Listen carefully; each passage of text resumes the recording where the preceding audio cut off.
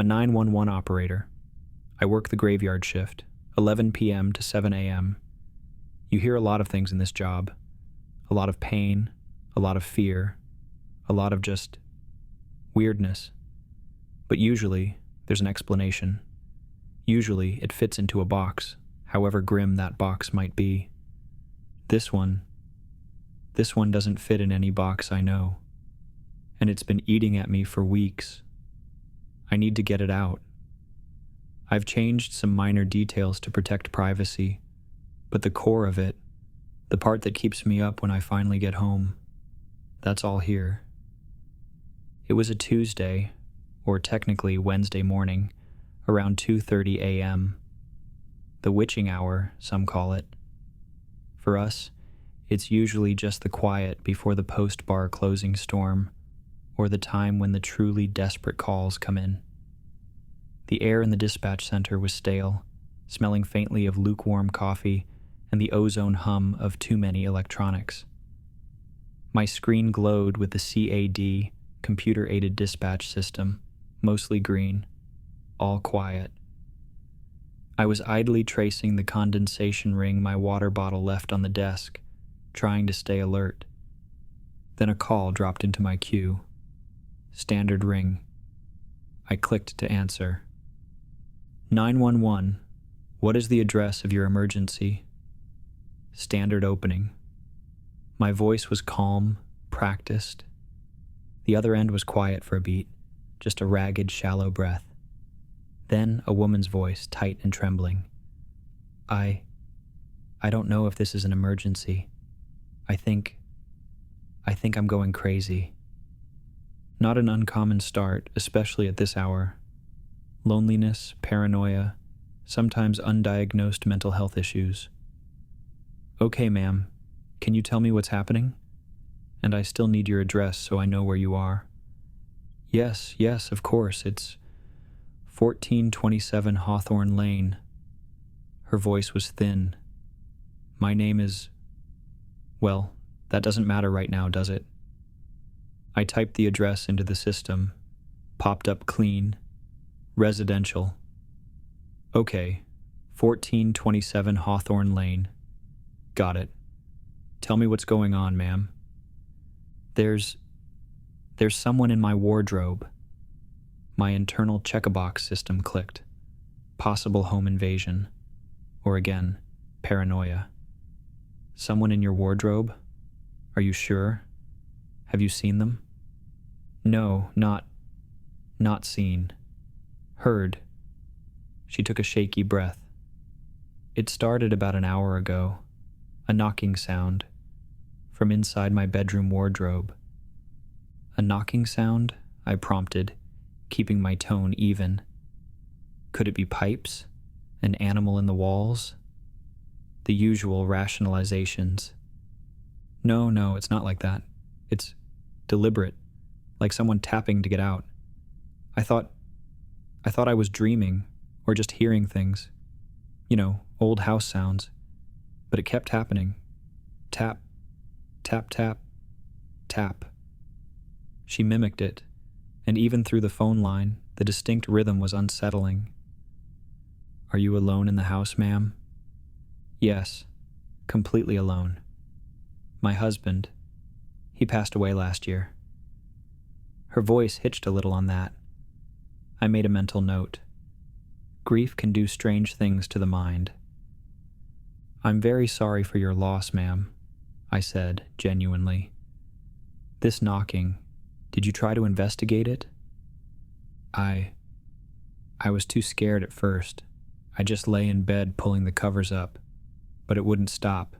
It just kept going. So eventually I got up. I turned on the light. I went to the wardrobe. Her breathing was getting faster. I could hear the faint rustle of fabric, like she was wringing her hands or clutching her clothes. And what happened when you got to the wardrobe, ma'am? The knocking stopped when I got close, and then I heard a voice. Her voice dropped to a whisper, a little boy's voice. It said, "Help me. Please, help me. I'm trapped." A chill, faint but definite, traced its way down my spine. This was different. A boy's voice? From inside the wardrobe? Yes. He sounded so scared. He said his daddy put him in there and he can't get out. Okay. This was escalating. A child's voice claiming to be trapped by his father. This had moved past old house sounds. But still, the details were odd. A child just appearing in a wardrobe? Ma'am, did you open the wardrobe door? Yes. As soon as he said that, I threw it open. I don't know what I was expecting, but there was nothing there. Her voice cracked with a mixture of fear and confusion. Just my clothes, shoes on the floor, nothing. And the voice, it was gone. Silence. Nothing at all, I clarified. No sign of anyone, no way a child could be hiding. No, it's not a deep wardrobe, you'd see. I even pushed clothes aside. It was empty. I thought, I must have imagined it. The stress, being alone. And what happened then? I asked, leaning forward slightly. My other hand was hovering over the dispatch button, but I needed more. This felt off, not like a prank. Prank callers usually have a different energy, a smugness or a forced panic. This woman sounded genuinely terrified and bewildered. I was so relieved, but also so confused. I stood there for a minute, trying to catch my breath. Then I closed the wardrobe door. She paused, and I could hear a sharp intake of air. And the second it latched, the knocking started again, louder this time, and the little boy's voice. Please, don't leave me in here. He'll be angry if he finds out I was talking. Her voice broke into a sob. I don't know what to do. I'm so scared. Is it a ghost? Am I losing my mind? But it sounds so real. I took a slow breath myself. My skepticism was warring with a growing sense of unease. The sequence of events was bizarre, but her terror felt authentic. Okay, ma'am. Stay on the line with me. You're in your bedroom now? No, I ran out. I'm in the living room. I locked the bedroom door. But I can still faintly hear it. The knocking. Is the wardrobe in your master bedroom? Yes, the big one. Oh God, he's talking again. Her voice was hushed, urgent. He's saying his dad locked him in because he was a bad boy. He said his dad gets really mad and hurts him sometimes. That was it. That specific detail, the abuse allegation. Whether this was a delusion, a ghost, or something else entirely, if there was even a fraction of a chance a child was in danger, we had to act. My fingers flew across the keyboard, initiating a dispatch for a welfare check, possibly a child endangerment situation. I coded it high priority. Ma'am, I'm sending officers to your location right now, okay? They're going to check this out. I need you to stay on the phone with me. They're coming? Oh, thank God. Thank you. Relief flooded her voice, but the undercurrent of terror remained. He's crying now. The little boy. He's saying his dad told him if he made any noise, he'd be in for it. He says he's scared of the dark. I relayed the additional information to the responding units. Caller states she can hear a child's voice from a wardrobe, claiming his father locked him in and abuses him. Child is reportedly scared and crying. The dispatcher on the radio acknowledged. Units en route. ETA 6 minutes. 6 minutes can feel like an eternity on a call like this. I tried to keep her talking, to keep her grounded. Ma'am, What's your name? It's Eleanor. Eleanor Vance. Okay, Eleanor. The officers are on their way. Are you somewhere you feel safe right now? I'm in the living room, like I said. I have the door locked. But the sound, it's like it's getting clearer, even from here. Or maybe I'm just listening harder. She paused. He's saying, Daddy says I shouldn't talk to strangers, but you're not a stranger if you're helping, are you? My blood ran cold. The innocence of that, juxtaposed with the implied threat. It was deeply disturbing. Are you talking to him? I asked her. No, it's just, I can hear him so clearly. I don't know how he's talking to me from upstairs. It's just like he can hear me talking to you. Maybe I shouldn't have came down. Maybe I should go back to the room. No, Eleanor, stay where you are. You're helping. And we're helping too. Wait for the dispatch, please. I could hear her quiet, fearful breathing.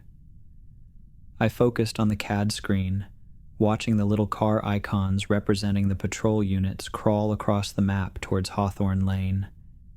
Each tick of the clock in the dispatch center sounded unnaturally loud. Eleanor, I said, trying to keep my voice steady.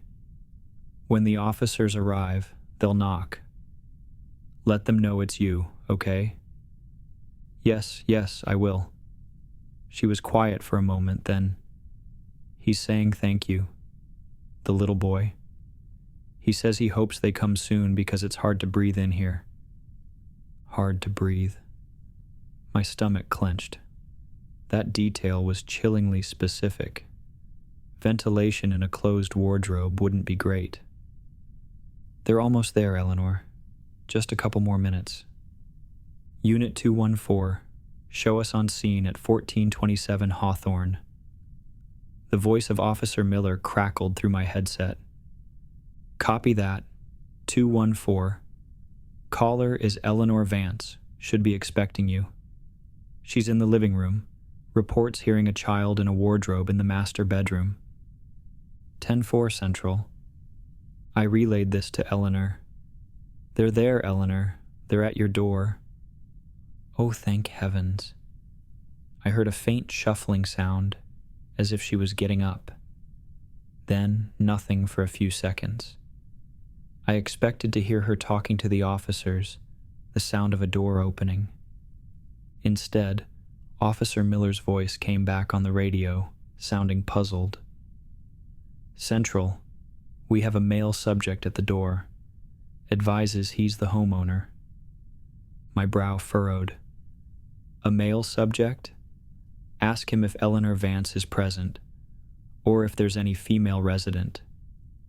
A brief pause. Central, negative. Male states he lives here alone with his son. Says there's no Eleanor Vance here, no female resident at all. A cold dread, far deeper than before, began to spread through me. I looked at the address on my screen. 1427 Hawthorne Lane.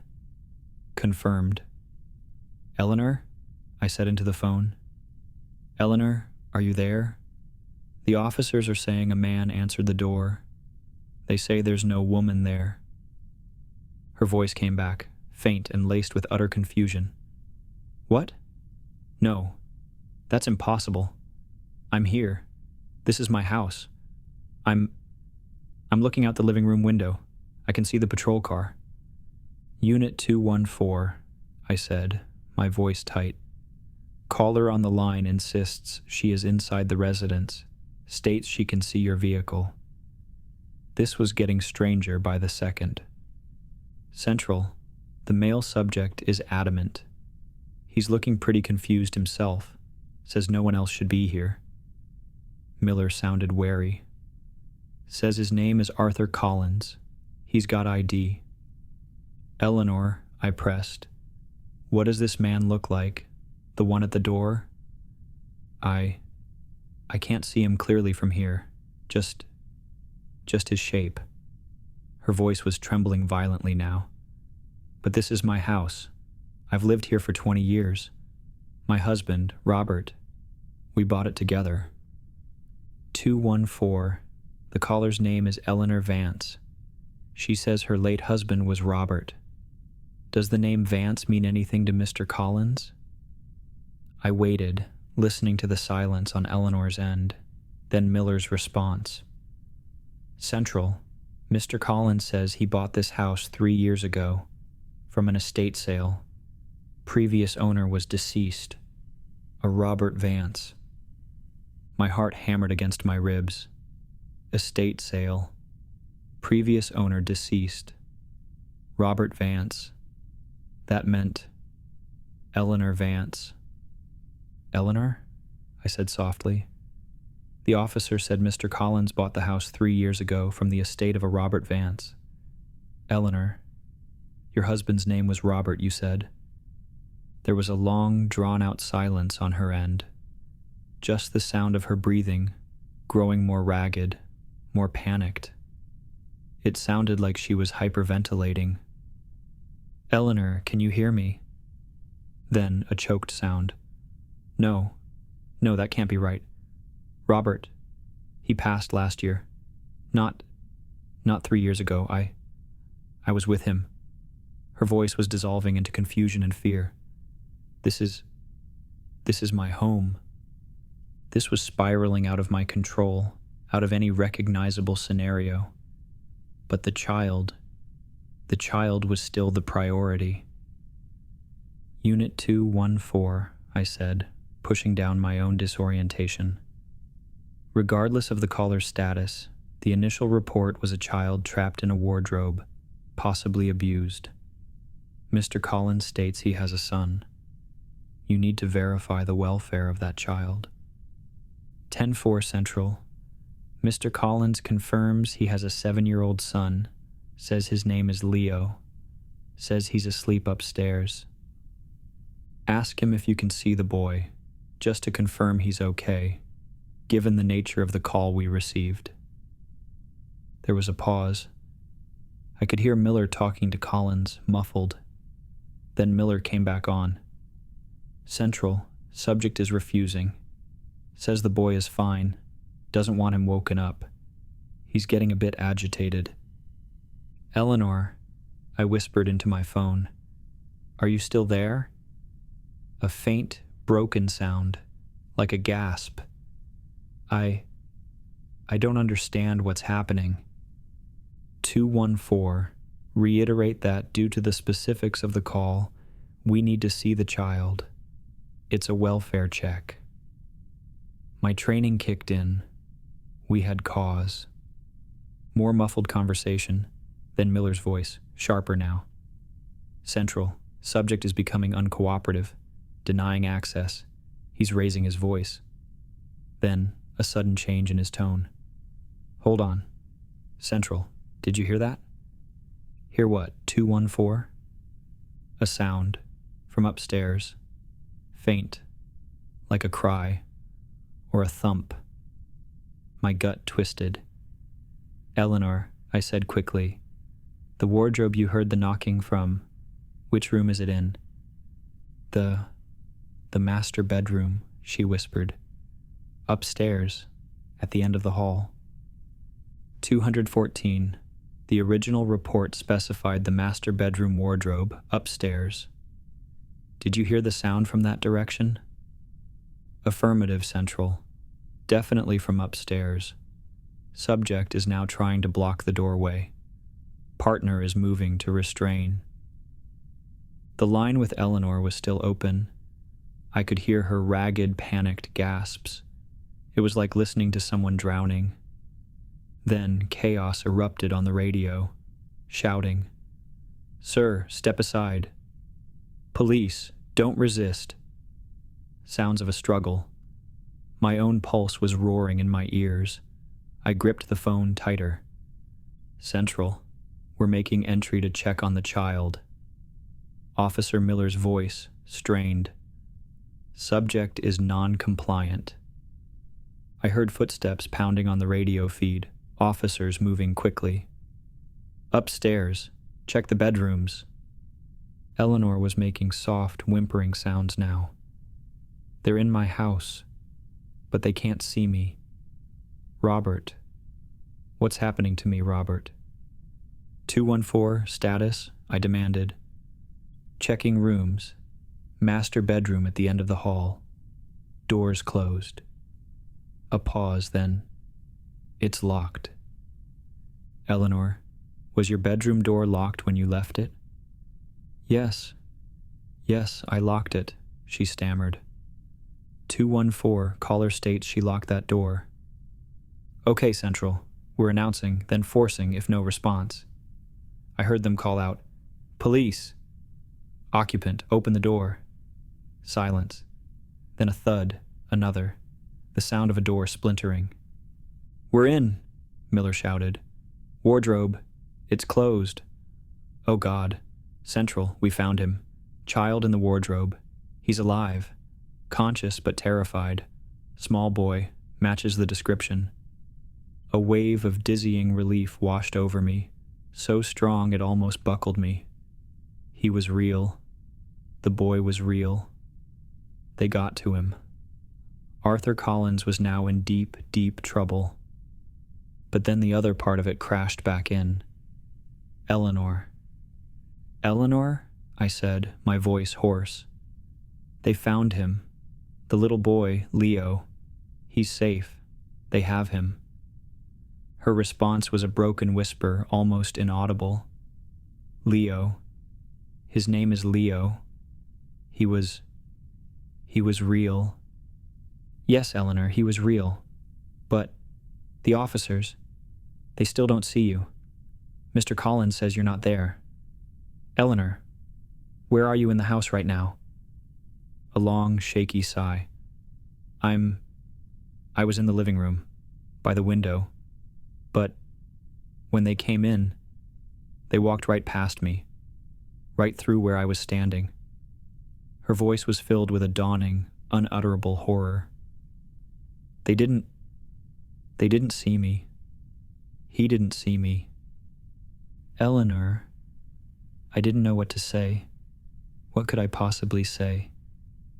The wardrobe, the master bedroom, that's where I heard him so clearly. I spent so much time in that room. After Robert, her voice trailed off. Then a new note of terror, colder than before. If Mr. Collins bought the house 3 years ago, from Robert's estate, and Robert died, then when did I die? The question hung in the air, chilling me to the bone. I had no answer. My dispatcher's manual had no protocol for this. I don't feel anything, she whispered, her voice sounding distant now, frayed. It's like I'm fading. I can't see the room clearly anymore. It's cold. Eleanor? Eleanor, stay with me. Can you tell me anything else? Can you describe what you see around you now? My professional instincts were useless, grasping at straws. Her voice was barely a breath. Just dark and wind. So much wind. Then a click. The line went dead. Eleanor? I yelled into the receiver. Eleanor. Static. My hand was shaking as I hit the redial button for the incoming number. It rang. Once. Twice. Then it connected. But there was no voice. Just a sound. A faint, hollow, whistling sound, like wind blowing through a cracked window pane or across the mouth of an empty bottle. It was a sound I'd heard before, sometimes on bad connections. But this was different.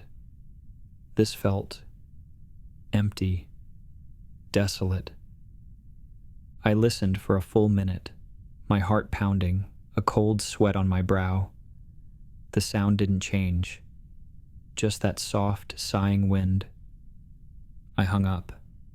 The officers were dealing with Collins, getting medics for Leo. The immediate crisis was over. The boy was safe. That's what mattered. That's what I told myself. But Eleanor, I ran the number through our system again. It was a landline, registered to 1427 Hawthorne Lane. It had been for over 20 years, registered to Robert and Eleanor Vance. It was probably disconnected after the estate sale, but somehow she had called from it, or through it. The report I filed was complex. I focused on the tangible, the call, the child endangerment, the successful rescue. I omitted the parts about Eleanor's apparent non-existence, her dawning realization. Who would believe it? They'd send me for psych eval. Maybe I should go. But I know what I heard. I know how real her fear was. And I know that whatever she was, she saved that little boy's life. She reached across whatever barrier separates us from whatever she is, and she made us listen. I still work the midnight shift. The calls still come in. But now, sometimes, when there's a strange silence on the line, or a whisper I can't quite make out, I feel a different kind of chill. I think of Eleanor Vance and the hollow wind on the other end of the line.